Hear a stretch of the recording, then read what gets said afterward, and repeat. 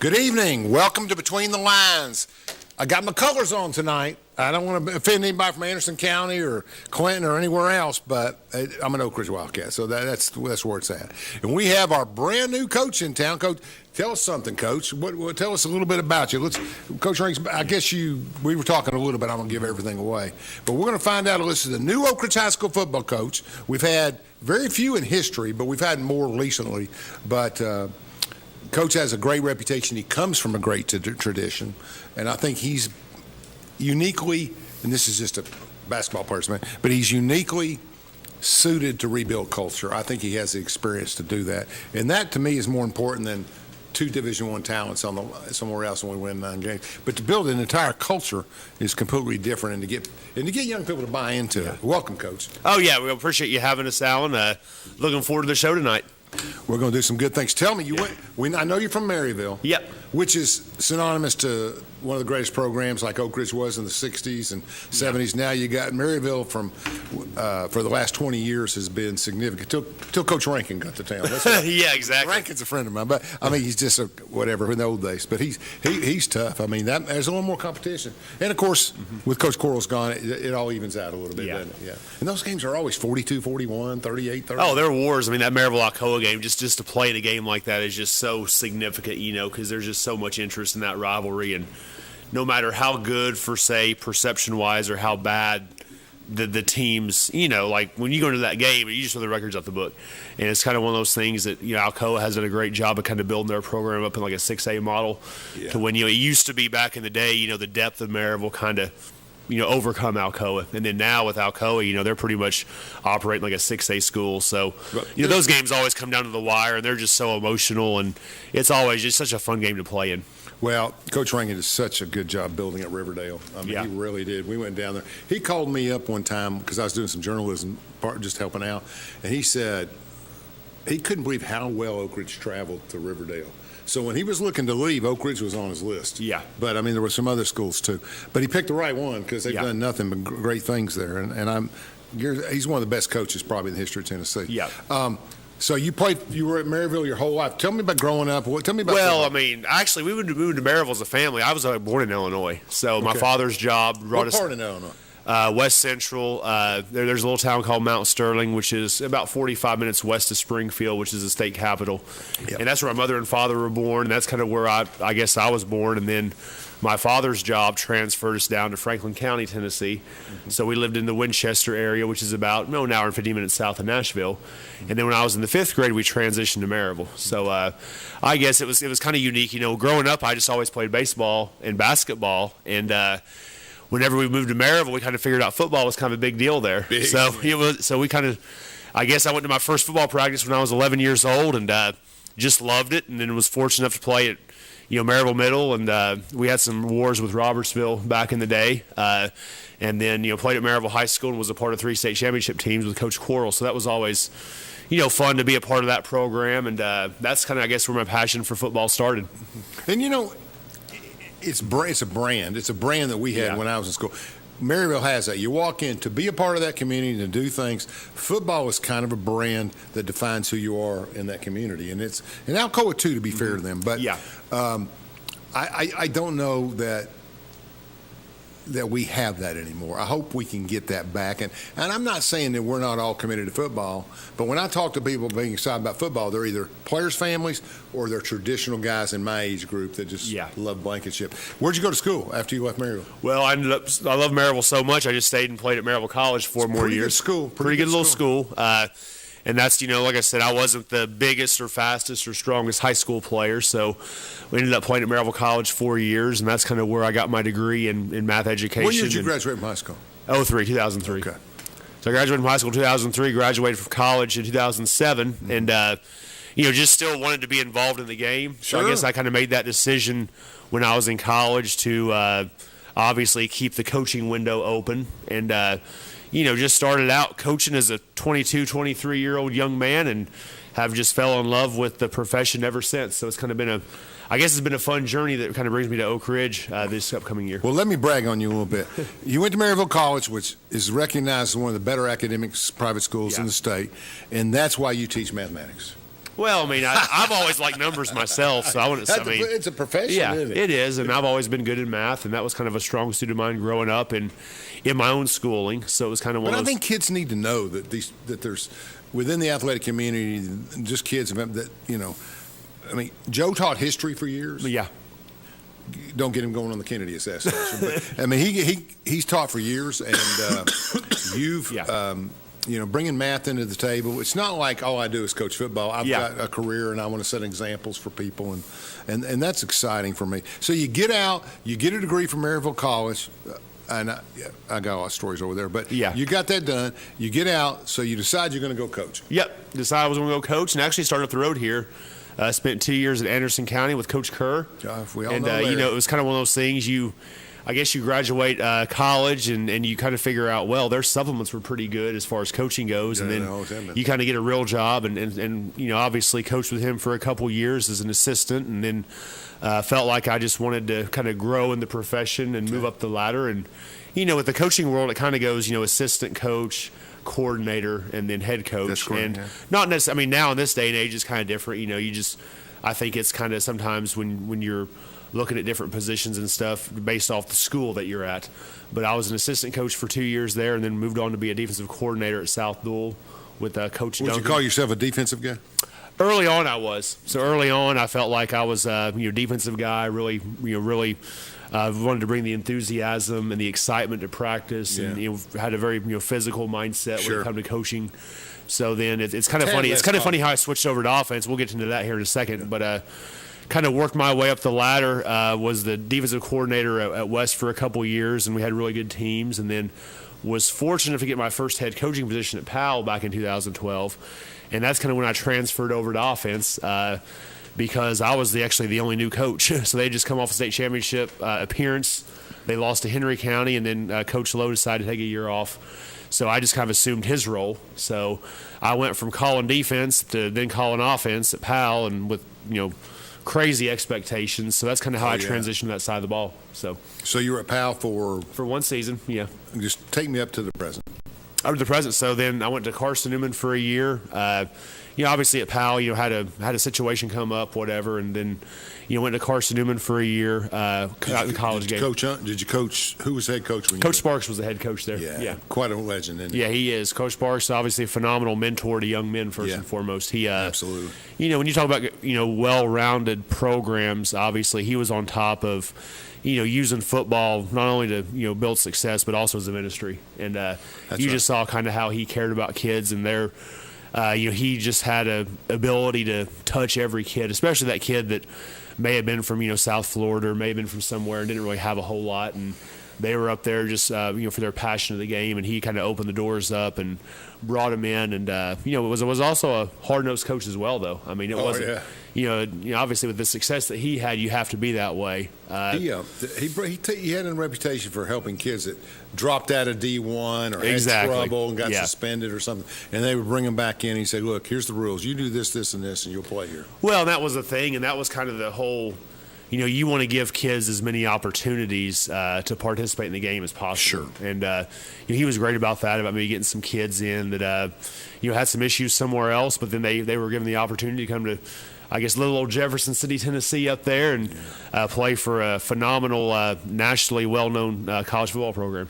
That is true. So you progressed on. Let's go from Powell. Where else? You coached at Powell how long? 1 year, yeah. Okay. And then I was at Newman, and then ended up taking a head job at Dresden High School, which is out in Northwest Tennessee. So I moved across the state, and it was kind of funny. Took that position, didn't really know a whole lot about it, but we were able to have a lot of success there. We ended up winning the 2016 state championship in 1A, so we had a good little run there. And then a good buddy of mine recruited me back to East Tennessee and took the GP head coaching position. That was kind of a pay raise for me, and just kind of felt Gatlinburg Pittman. Gatlinburg Pittman. So I was up there for 4 years, and we had kind of, I guess in my opinion, we had the 4 year the progress we made. We were winning 9-10 games a year, but ultimately it was hard for us to close the gap with Alcoa, a team that you've mentioned earlier. They just were on a different level. So after 4 years there, I had a chance to go to Mississippi at a big private school with a buddy of mine, and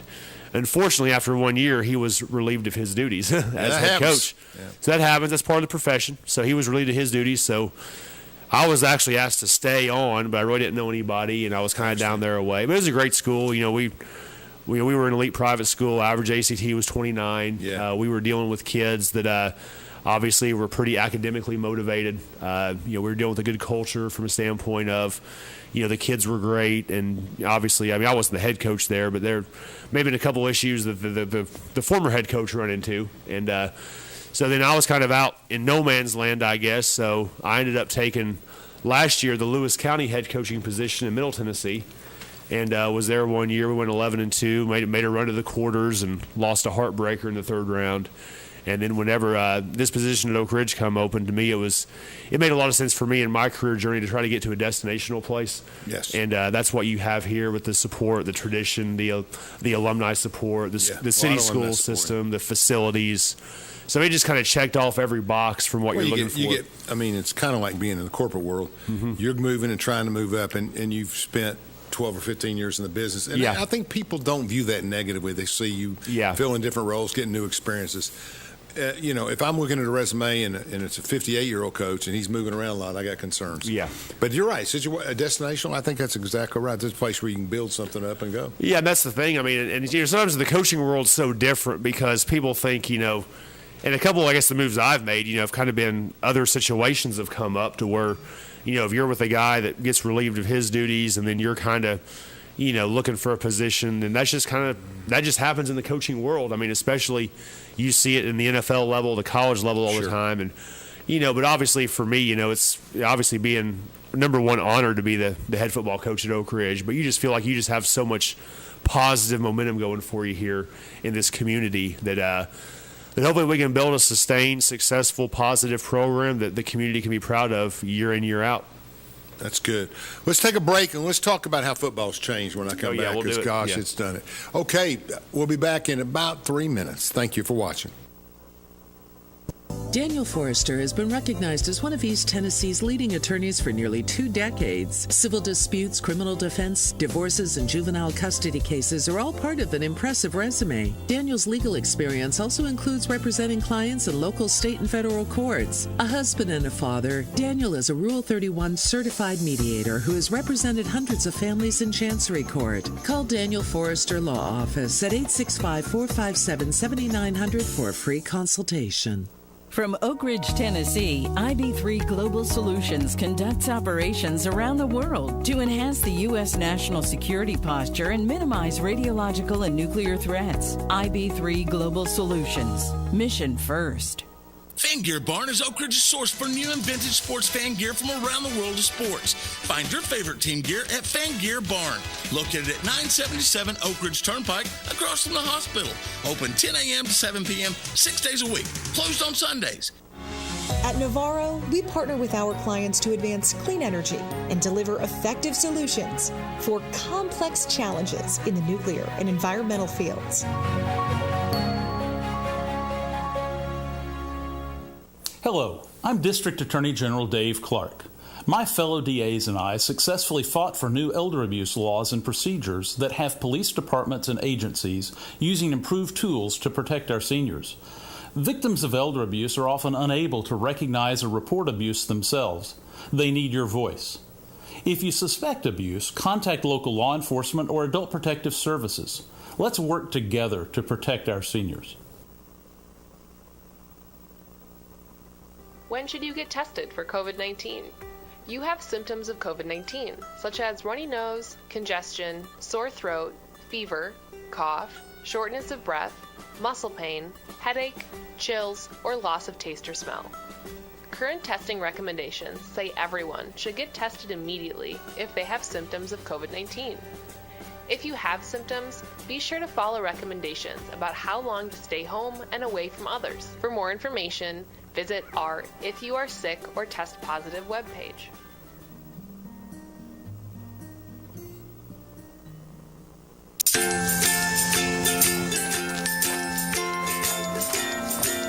All right, crew, let's get started. All right.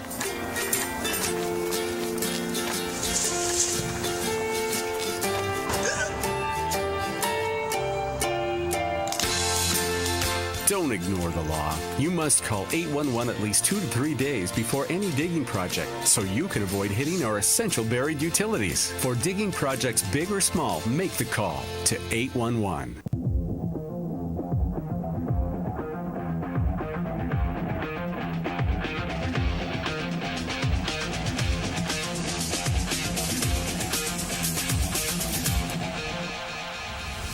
Welcome back. We're talking to the new head coach of the Oak Ridge Wildcats, still recovering from that knee problem. And we're excited. Coach Derek, you've done so much. And I just think that I'm being on this in politics too. Yeah. I like younger people. We've been in control too long. My theory is if you're under 65, need not apply. I'm not talking about a regular job, but a head job. You can't build a program and without having youth and experience. And then this is Alan talking, nobody else. But I just think that you're what I've learned and what I've talked. Of course, some of the guys like Coach and others are really excited about it. Yeah. Here's my problem with the whole scenario, and this is not just football. Like you were talking about 40 people at this school and 60 people. Yeah. We had 90 people in the field, 80 people in the old days, Yeah. And I just don't think kids are as interested in. It's harder to be a ball player now. You have spring practice, summer weights. This is a 12-month sport. It is. How do I play basketball and make my football coach happy? That was actually a problem for me, and other things. And the bottom line is that it's hard for kids. They don't want to spend all 12 months working at this. They want to do other things. Yeah. Punters can get away with that. Kickers can get away with that probably, but I don't see. I just think everybody's saying, okay, let's see if Coach Rain can do it. We've tried and we can't become top 10 or top 5 or get to the semis or the finals of the state, and it's going to be a while, and we can put it all together. I think that's a high mark for success. I think we don't have that much enthusiasm like we used to. Not taking away anything from the kids that are enthusiastic. We've had some good players here over the last 5 or 6 years, especially on offense. And then there's some D1 guys in there, a couple, 3 D1 guys. Obviously, we know the big one, T. Higgins. But, there's been a lot of other people. We had a center and go to Vanderbilt. But, some of these schools in East Tennessee, 5 and 6, they're putting out 8 or 10 people a year. Yeah, and then that goes back to just, I think we've talked about this before the show, just how, football's changed from a standpoint of maybe, kids transfer to this school or that school, or who can, who has an in with somebody to try to, get somebody here, get somebody there. So, yeah, that's our goal, though. I think hopefully for us, we have enough talent we can keep in our community to where we can really develop the strength and conditioning programs, and really develop our own players, homegrown players, to be excellent football players. What do you think about? It's interesting. Now we have the money in college football. Yeah. We were just talking about Sam Hartman graduated from Wake Forest and All-American. Instead of going to the draft, he goes to Notre Dame to play next year, which pushes Tyler Buckner out, and he comes to Alabama and signs with Saban today. Mm-hmm. But all of those guys are getting paid behind the scenes, hundreds of thousands of dollars. Yes. I believe Nico got up to $2 million at UT. Yeah, that's the thing. He didn't throw a pass yet. No, and a lot of these are legit contracts to where it's like, okay, here's how much you get for signing. Here's how much you get for, retention fees, stay in your freshman year, stay in your sophomore year, stay in your junior year. Sure. And then it's all just incentive based. So, sure. If you hit all your goals, you may make $7 or $8 million a year. It's funny. I can remember being recruiting Division I basketball players and working with it.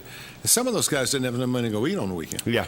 And this was 25, 35, 40 years ago. But it's just different. It's just it's different.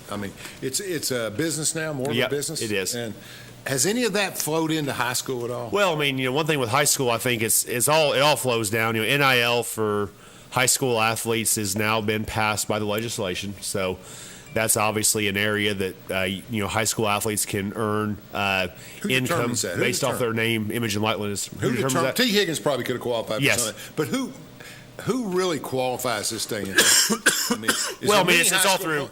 Well, I think it's all through social media stuff. With these kids, they're so advanced with technology, and I guess it'd be more of an influencer type deal.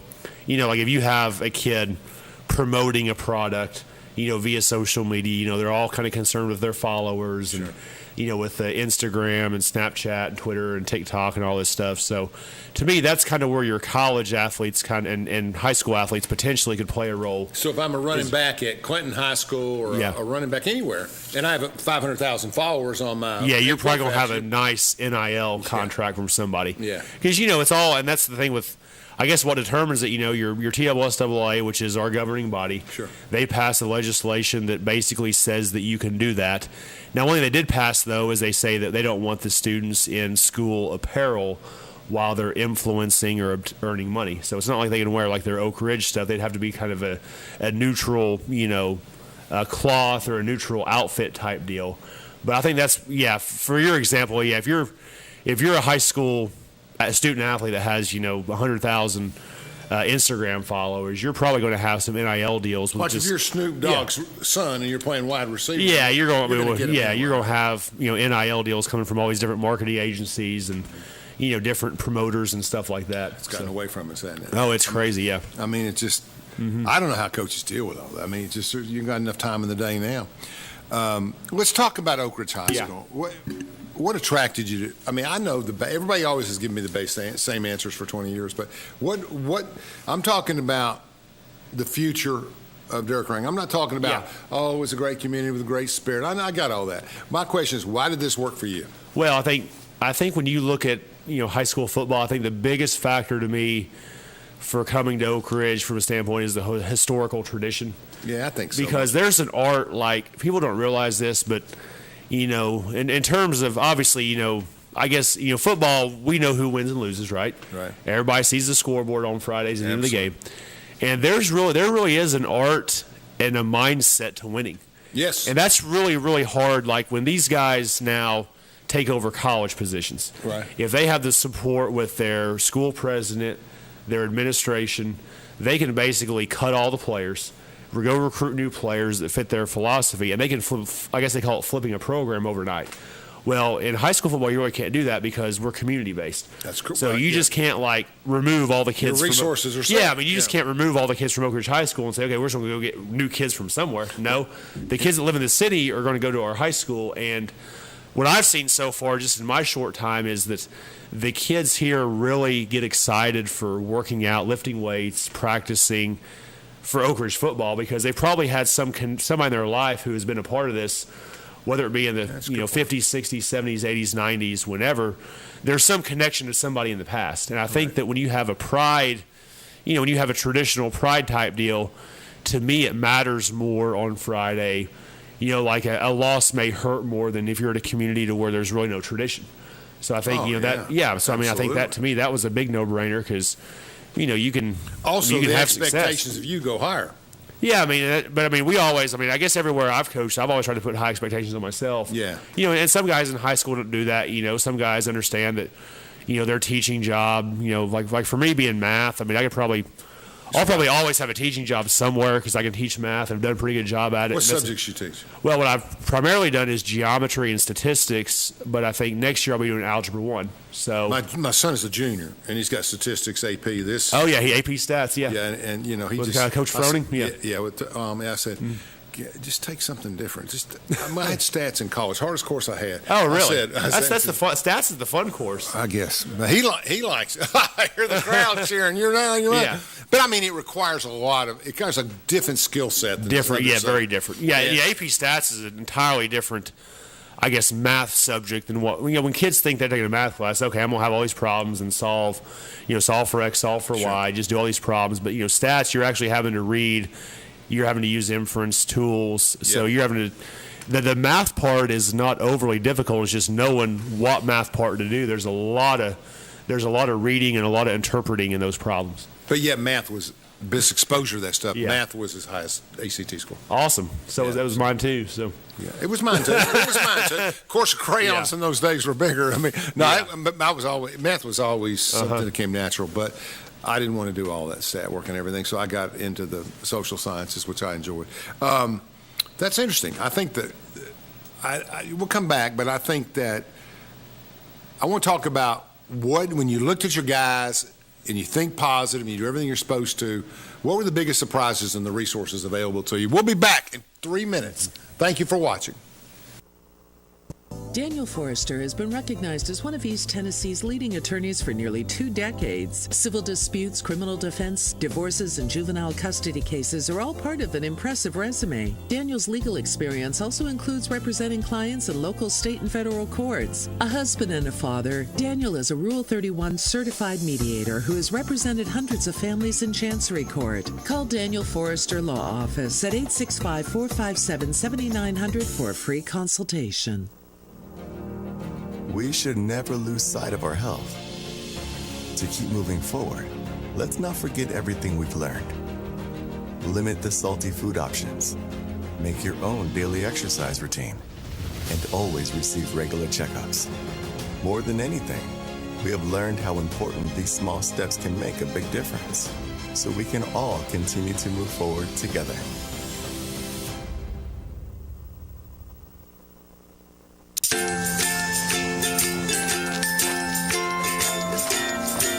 All right, crew, let's get started. All right.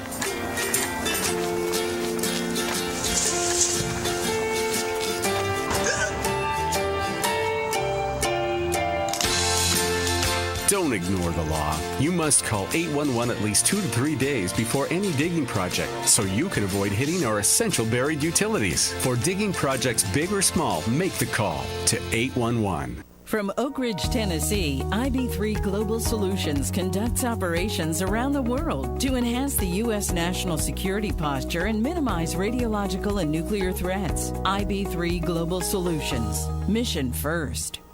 Hello, I'm District Attorney General Dave Clark. My fellow DAs and I successfully fought for new elder abuse laws and procedures that have police departments and agencies using improved tools to protect our seniors.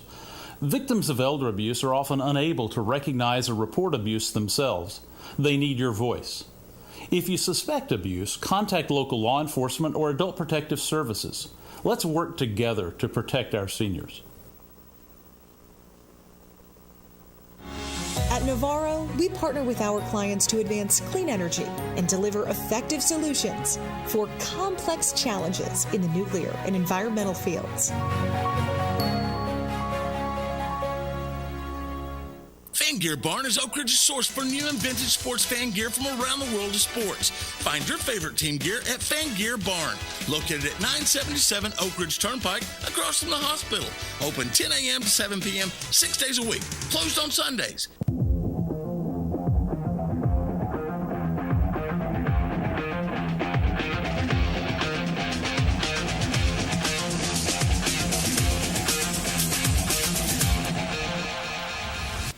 Welcome back to Between the Lines. We're talking to Coach Ray. Coach, we talk about winning and championships. I love the new Charles Barkley commercial. Charles is sitting there talking to his younger self, and he says, "How many championships am I going to win, Big Chuck?" He says, and he goes, "Don't tell me. I want to be surprised." He says, "You're going to be surprised." I mean, yeah. Never had won one, but I think the expectations are always to win the state championship. Got to be. And and it's pretty simple. You got to win 4 or 5 games in a row. Yeah, I mean it's easy to talk about it. Yeah, that's right. It's hard to do because I mean there's so many variables that come into play. When you talk about winning 5 straight playoff games in 5A in 5A 6A high school football, traditionally the classifications Oak Ridge has been on, it takes a lot of work. It takes a lot of commitment. You have to have the right pieces.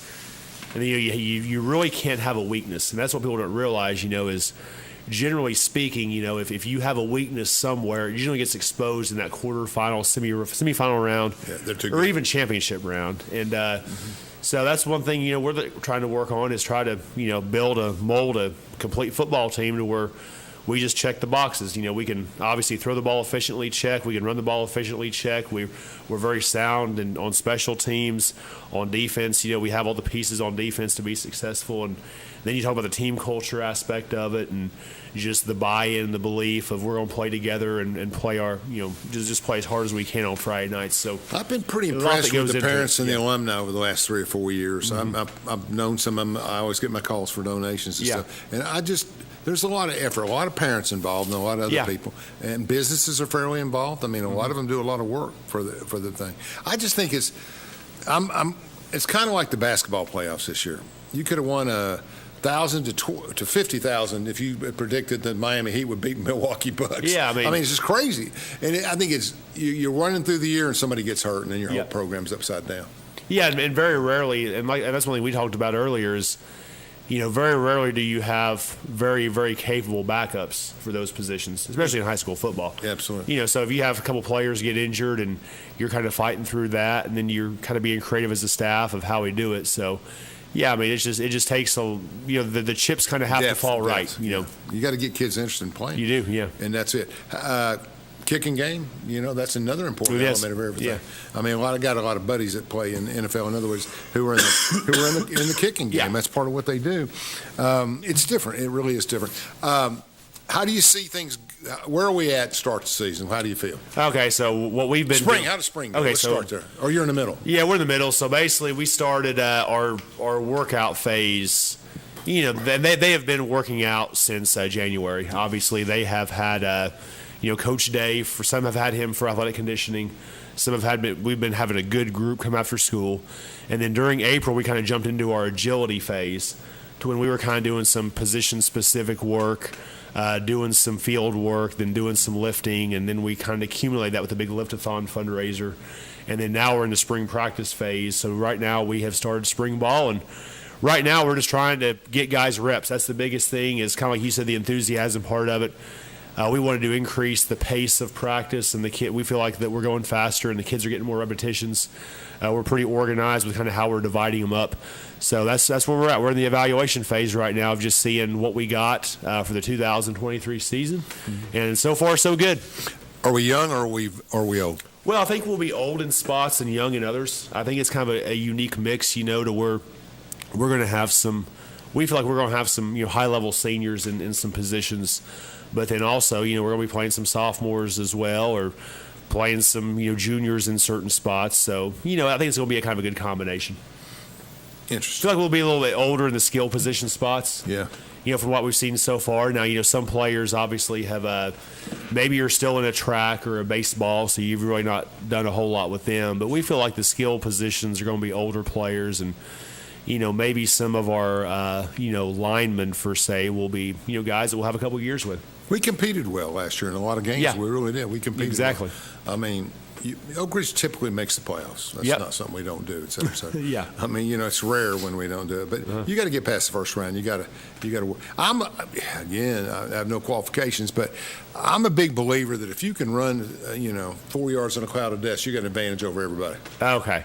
That's my kind of theory. Yeah. I mean, you run the clock, you take the ball away from others, if you can. I mean, that makes sense. Well, but if you want to play fast, and that's to your advantage. Well, we want to practice fast. Now, as far as playing fast, that kind of dictates how many guys you have playing both ways. And who you're playing. Because if you're just playing fast and your guys are playing both ways, you're going to wear your team out, and then you're probably going to have success in the fourth quarter. Yeah, that's when you need 70 guys. Yeah, that's when you need, whatever. But, my philosophy is, I guess it's kind of evolving in football, but I feel like on offense, now you have to find ways to score quick.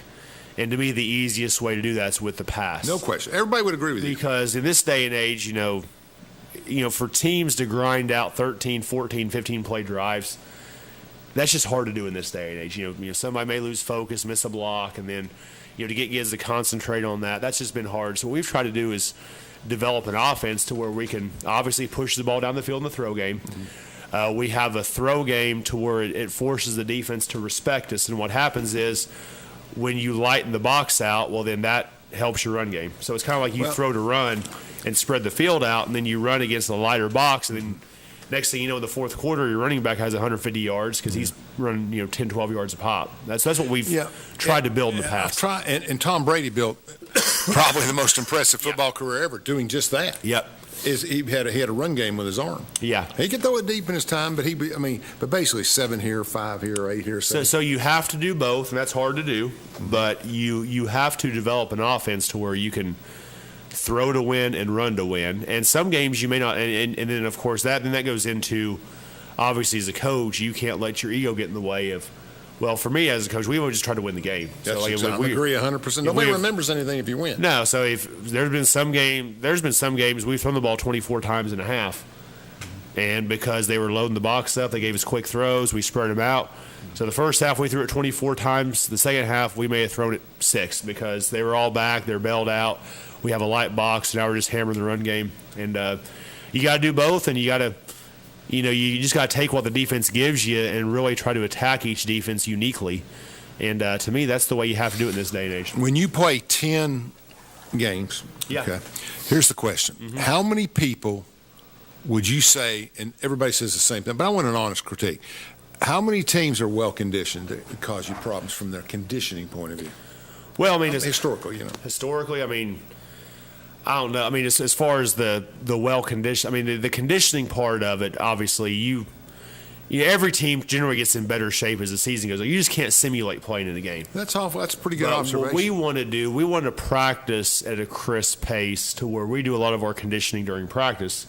And then once we get in the game, it's not as big a deal. But, like as far as teams that are well conditioned, I mean, I'm trying to think here. I mean, when I was out in West Tennessee, Union City was one that was always in really, really good shape, and they generally were tough and hard nosed for 4 quarters.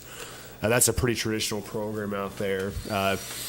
Obviously, when I was at GP, Alcoa was kind of one of those teams that just did everything so good as far as they got 90 players. They got numbers, they got talent, they got conditioning. And then I guess for us, I mean, we're, really for us at Oak Ridge right now, we're kind of in that unique spot to where we play quite a few Knoxville schools. Yes. So we kind of have to understand kind of what the mindset of those schools is, and maybe kind of figure out one way that we can kind of have an edge on them would be maybe our kids buying into more, conditioning than some of our others. But we try to kind of hang our hat on that just as we progress through the summer and the season. What do you think of Anderson County High School? You know what, they've it's kind of funny. They've done a great job of, I guess, growing and building that program. Because they're a traditional running team, right? They were. A couple of years ago, they threw a lot. They had that quarterback. But the Noble and those others, they're all Division I Navy or something. They just won the state championship. They take on the big city schools, and they do a good job. A lot of discipline. Yeah, they do, and they've done a great job building the program. It's kind of funny to watch them. Because my first ever job was there. That's correct. It was, so just to see kind of, we were kind of. Did they have the locker room renovation done when you were there? No, I mean, they had done, I guess Coach Curry kind of got done building the weight room building. That's his guy. They had I'm telling you the truth here, they had in mid-2005, they had 19 guys that could press 300. Yeah, they were, Coach was a big bench press guy and everything like that. And then, but one thing they've done a great job of is just kind of building their program with some of the 7-on-7 stuff they do. Yep. And then, just kind of building through, NAGAF and Lake City and some of the youth football organizations. Mm-hmm. It's just kind of been cool from afar just to kind of watch that program take off to where, heck, last year, you watch them go down there and play Pearl Cone, and, Pearl Cone gets up, 14-0 in the first 2 minutes of the game, and then AC just keeps chucking away, and they just keep chucking away, and they were big, they were fit, they were hard-nosed, they could run the ball, throw the ball, sound on defense. So they just had no weakness, and it mentally tough. And it showed in that game, and they had great senior leadership too. Yeah, they did have great senior leadership. Mm-hmm. So it's it's a kind of Oak Ridgers don't realize how big and sophisticated that program is. I think it's getting interesting because Clinton's gotten a little better. Yeah, a little better. Mm-hmm. Got Coach Keith's son will be a senior this year, and I look for him to be. To be fair to Coach Keith, they could have won 3 or 4 more games last year. Yeah. They just had some bad fourth quarter luck on stuff. Yeah. And they came back 28 down in fourth quarter one time. It was just all over the map. Yeah. But he's done a wonderful job turning that program around over there. So we have some good county football, inside the county. We're pretty reputable in other things. How many players are out right now for spring training? Well, we got, counting the track guys, this means. Yeah, counting the track guys, we got probably around 70 players on the list. One thing we're also trying to do is kind of build the accountability piece of it too, to where we want those 70 guys to, come every day and buy in and do what we ask them to do. So we're just kind of going through the process of, we have some in track, soccer, baseball, we know that. And then we're just kind of going through the process now of, hey, who's going to show up and, bust their tail every day. And because we want a full squad. We want it to be an honor to walk down them steps. To walk down the steps at Blankenship instead of, you got some kids that may not, ever come and they want to walk down. Well, they really didn't earn that. So, well, when you go down the list, starting with Paul Horning, a lot of people have walked down those stairs. No doubt. just some great talents when we played for phenomenal. That's even before my time. I won't go on record on that. But so it's been great. I think that I think every coach has to determine what his brand, not just the brand of the team, but what he's known for and what he goes. Where did you play when you played football? What position? Well, I mean, I was a linebacker. Oh, yeah. I was kind of a linebacker. Kind of built like a linebacker. Yeah, I was kind of off the ball linebacker, so that was kind of my niche. Was to really wasn't linear speed fast enough to be a running back. So I was kind of just have a natural build fit linebacker. I got that makes sense. So you got a love for defense. What now? You got a love for defense. I did. I do. I was got a love for football in general. I think I'm sorry for interrupting you. Yeah. But when we say, I don't know where everything's going to go, but you can count, we're going to be good at. Well, I mean, I want us. I mean, I feel like that. A place like, for the teams that I've coached, we've tried. Instead of just saying, okay, we're going to be an offensive-minded team or a defensive-minded team or a special. We've always wanted to play complementary football. I guess is a phrase to where. We want each unit to complement each other, offense, defense, and special teams. So what that would mean, is some guys have the philosophy, okay, we're going to put the best guys on offense. We're going to play shootout games. We're going to try to outscore you. Or we're going to put the best guys on defense, and then we're going to try to, shut you out and play, grinders. Like the UT coach said when he came in, he said, I don't know about anything else, but it's going to be fun. So we want to be... and I guess my general philosophy is on offense, we want to be multiple, fun, exciting. On defense, we want to be tough, hard-nosed, physical. You want to see 11 guys fly the football.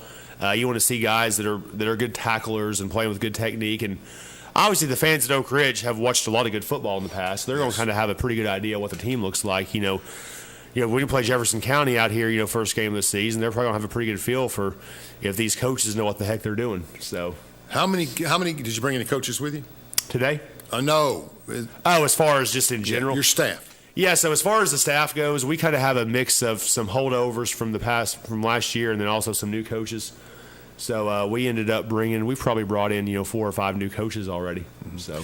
Anybody's coached with you before? Yeah. Okay, yeah. Good. That helps the transition. It does. I mean, and we've, so we've had a couple that new coaches that have either coached with me or one of them actually played for me. So now you get that. Yeah, now we're almost getting 40, almost exactly. 39, yeah. almost 40. Oh, that's funny. That's great. So tell me about the schedule a little bit. Mm-hmm. So the schedule is obviously kind of unique. I mean, we've released a schedule, and obviously at Oak Ridge you're going to have a tough schedule. We know that. Open the season with Jeff County, who has a very good senior group, good quarterback. They're 6A, yeah. Okay. Jeff County 6A. So got Powell. We got the bye week. Then we got Powell out here at Blankenship. So first 2 games are at Blankenship. Powell on Rivalry Thursday. Second game of the year to open up the gate. That's going to be a tough one. Then we have that 5-game road. The state, TSSAA kind of, they dictated some of the scheduling conditions this year. So if you got in a small region like Oak Ridge there's like 5 teams in the region, it was tough to get a non-region schedule. So we kind of had this unique 5-game road trip. Who all's on there? I think we go to Karnes, go to McMinn County, go to Clinton, go to Central, and I think we ended up going to Farragut maybe. And then, of course, we finished with Bearden, Lenoir City, and Campbell County. So we traded Jeff County off for Kingsport, basically. No Kingsport. Well, there's no more Greenville. There's no more Dobbins Bennett. I call him Kingsport. Sorry. Yeah, he's on Kingsport. So you got Jeff County on there, and then you have Knox Central on there. And I think everything else is kind of similar to. Okay. Not as long distance traveling. No, we don't have very many 2-hour trips. And I can remember playing basketball. We'd have 2-3-hour trips. Yeah. It does affect you when you're sitting for 3 hours and you get out. Yeah, you got to. Yeah, I mean it's maybe basketball more because we had to shoot and get adjusted to gyms and stuff. Yeah, you kind of have to.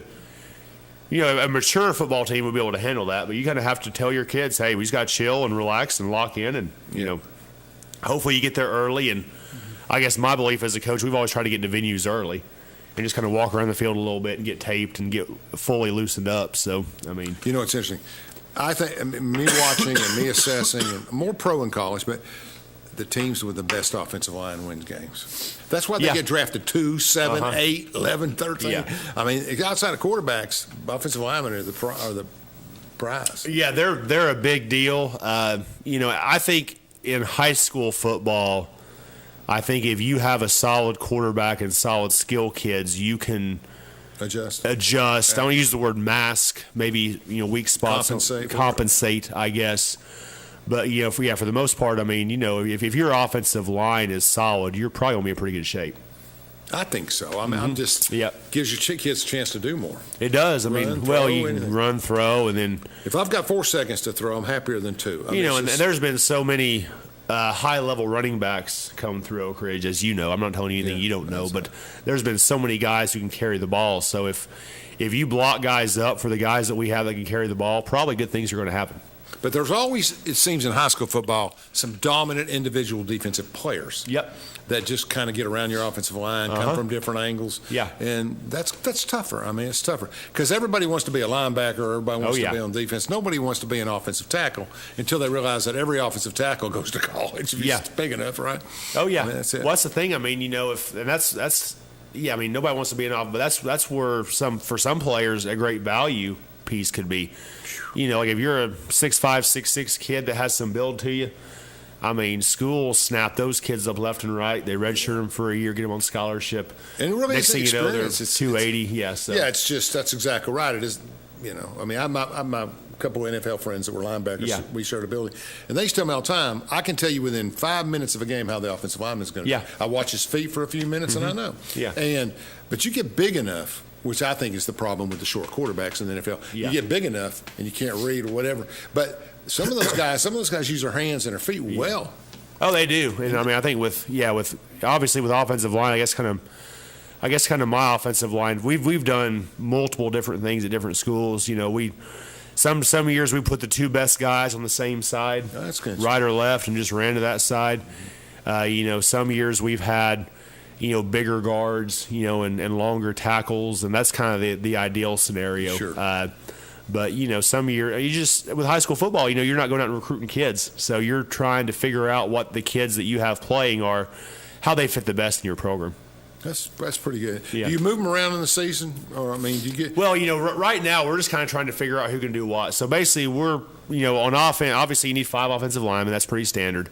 Defensively, we're an odd front base, which odd front means we kind of play with 3 down. 3-4. Yeah. 3-4 base. So I guess our goal would be to find the 3 down and then find the 5 offensive linemen and segment those to where, majority of the time they're playing one side of the ball. Now, we may have some guys cross over. Yes. At this level, you get real talented kids play both ways, yeah. So, and your talented kids will play both ways and get snaps. But, and then you also want to build depth. So then obviously you have your 5 offensive linemen, and you want to find backups for those 5 that can function in your offense and do well as well. So, there's a lot of moving, and not to say moving, there's just a lot of evaluation and, figuring out the different scenarios when it comes to those positions. And most players most players in the backfield focus on speed, length. Yep. And so your receivers and your backs play on defense a lot, too. Yep. You take your 3 or 4 best kids there because that's an opportunity for them, too. Well, it is. And the thing about the skill positions is there's not as many collisions with receivers and DBs. And it's been shown time and time again that you take a program like Murfreesboro, Oakland, so they're the 3-time defending 6A state champs. Well, they're playing receivers and DBs both ways, and most of the guys, they're going to have, and about Murfreesboro, we talked about that, but they're probably going to have around 2,000 students in their school, 1,000 boys to choose from. So if they can play a receiver DB both ways, well then everybody can do that. Because there's just so many less collisions than that, and there's just a lot. It can be done. When we see Farragut play at Oak Ridge, and we see Kingsport, they got bigger, stronger, more kids. I mean, it's just obvious. Yeah. I mean, when you're picking from 800 instead of picking from 350 or 400, it's a big advantage. It is, and that's the thing. With Kingsport, there's over 2,300 students in the school. So that you're talking about, what is that, 1,150 males to choose from. Yeah. Same thing with Farragut. They're probably sitting around 2,000 students. That's 1,000 boys to choose from. And you draw people from other schools. If you're the leading school in the county and there's 2 or 3 good schools, they're going to go to the school back here, Coalfield, they recruit kids from everybody in the county. But you have that option when you're inside the county, right? Let's take one more break, Chandler, and then we'll come back and close it up. Daniel Forrester has been recognized as one of East Tennessee's leading attorneys for nearly 2 decades. Civil disputes, criminal defense, divorces, and juvenile custody cases are all part of an impressive resume. Daniel's legal experience also includes representing clients in local, state, and federal courts. A husband and a father, Daniel is a Rule 31 certified mediator who has represented hundreds of families in Chancery Court. Call Daniel Forrester Law Office at 865-457-7900 for a free consultation.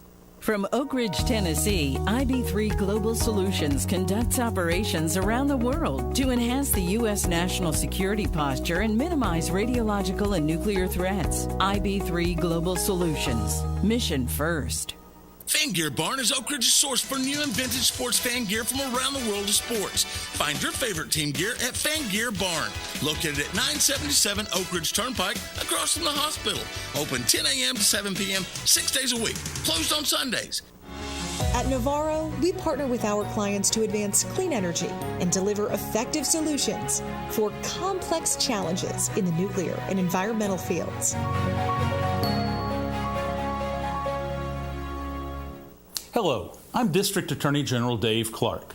My fellow DAs and I successfully fought for new elder abuse laws and procedures that have police departments and agencies using improved tools to protect our seniors.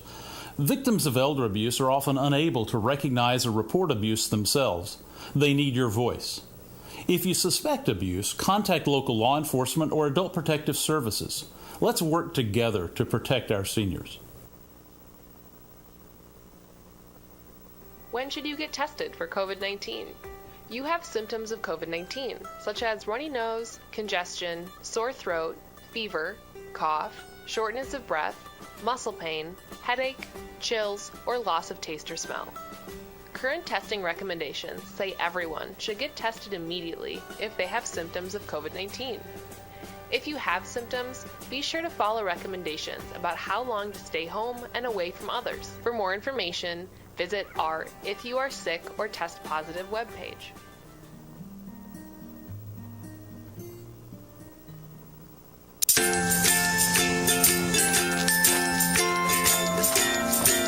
All right, crew, let's get started. All right.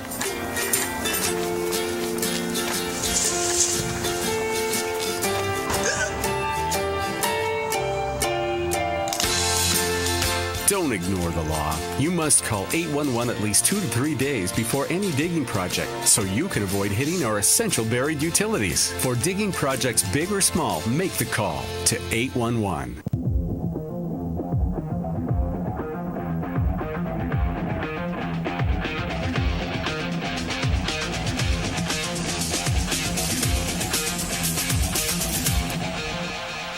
Welcome back. We're talking Oak Ridge High School football and football in general with Coach Rank today, the new coach at Oak Ridge High School. How can the community help you? What do we need to do? I mean, it's just obviously support, number one. I mean, I think that when you obviously play a game and there's a big crowd there, the kids feed off that energy. With help out with the different fundraisers. Obviously, we are have a full, sufficient booster club that has different projects going on. We're all right with that. So we're all right with that. And then I guess just the biggest thing is the encouragement part of it. You see somebody out, hey, you see somebody, hey, you play football? They say, no, well, why not? Go find Coach Ring, so. And just be supportive. Obviously, we can't make everybody happy in the community, but we're going to try our best to, run the best program that we can do. And I just know that when everybody's kind of rowing the boat in the same direction, it moves better, it moves better, and good things tend to happen versus everything being fragmented off and segmented off. So that's a big thing. Just support the kids, support the program, and just try to help out whatever you can, and by any means you can. I think the 70 is a good number to start with. I think you've got some kids out. We do. We got some kids out, and we want them to stay out. We want them to enjoy what they're doing, and for the most part, I think that and we've tried to just obviously make practice fun from a standpoint of just kind of get out there, let's be up tempo, quick paced, and let's try to have a nice year-round weight program. And I think if you do that, then kids kind of gravitate towards it, and they can kind of bring some of their friends in, and a lot of kids like the accountability piece of it. A lot of kids like being part of something. They like being held accountable, and they like, like for me, that all the kids we have, when you can kind of talk to them in the hallway and know their name. And it took me a while. We had a lot of kids, so when I first come to Oak Ridge, we go on spring break, and it was kind of like, oh, who's that kid again? But you just want to try to pretty soon build you'll a be able to relationship. call them number 12 and number 8. Yeah, hey, you number 32, come here. Well, I'll give you some great But for the most part, we got. I just know myself. I have most of the names down already, so I'm tickled to death about that. Yeah, some of the traditional great football. Oh, yeah. Somebody go give me number 8. Yeah, that was a great basketball. Hey, you, come here, come here. Hey, Offer Up was famous for that in Kentucky. We had a lot of that stuff. Lightning round. Let's do a little lightning round here. See what we got. Oh boy. Okay. Toughest team you'll play this year? Guessing. Everything's a guess, folks. Toughest or most biggest team. challenge. We'll use some. Biggest challenge. I'm going to say probably as far as our 10 games. Yes. Probably between Powell or Bearden.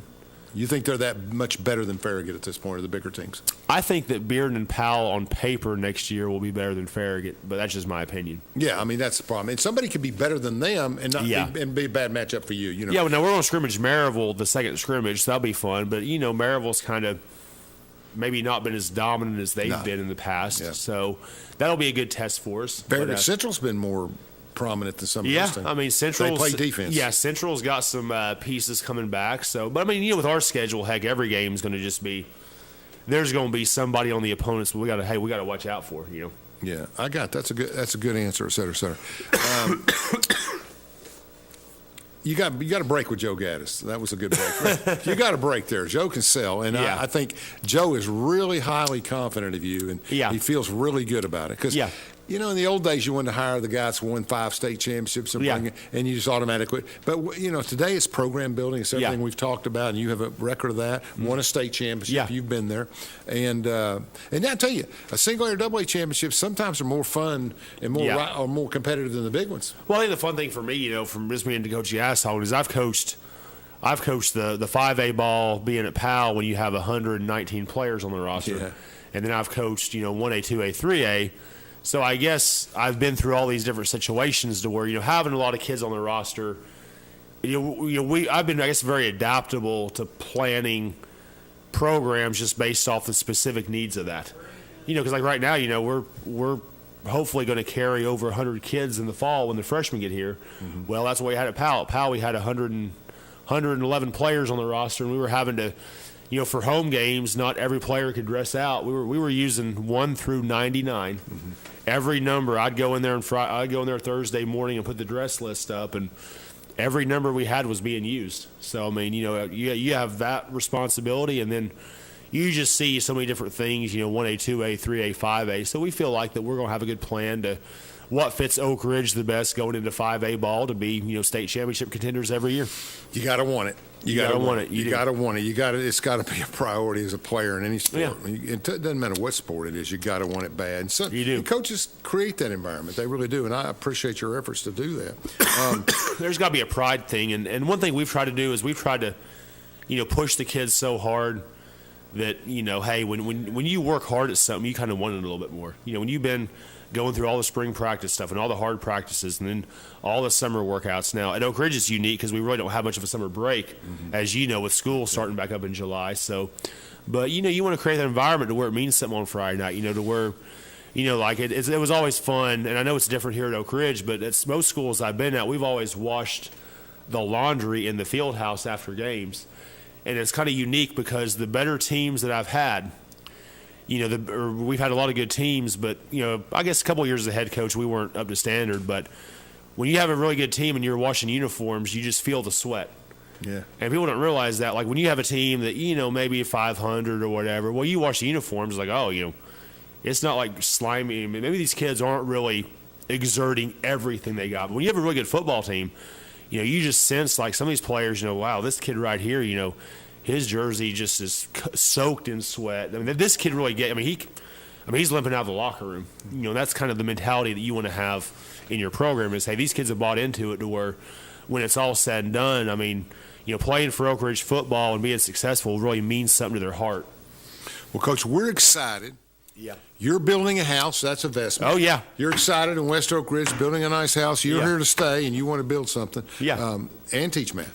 Yeah. And I think you're I think you're a good fit. And I'll tell you if I thought, we'll see how it goes, but I think you're a good fit. And we've not played a game yet, so yeah, I guess it's more than a game. You know that. You know that. You've built programs where you start slow and you get fast. Yeah. But if those kids are throwing their bodies and hustling and doing things, well, that's all you can ask for is push them. But yeah, we're still in the honeymoon period, so we've not played a game yet. So it's all been positive. But hey, we're excited. We're excited, Coach, and we want to help you. Thank you for watching Between the Lines. We'll be back next week with a new show. We appreciate you. Thank you so much.